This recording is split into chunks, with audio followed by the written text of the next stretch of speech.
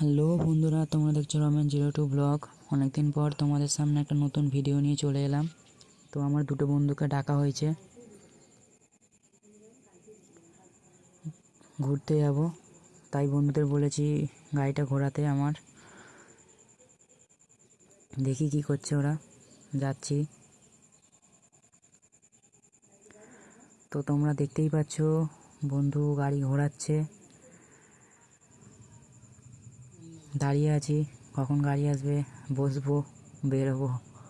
তো আমরা ফাইনালি বেরিয়ে পড়লাম গন্তব্যস্থলে। তাই বন্ধু বলছে, আমি যে গাড়ি চালাচ্ছে সে আমাকে বলছে যে ভাই তুই কোথায় যাবি।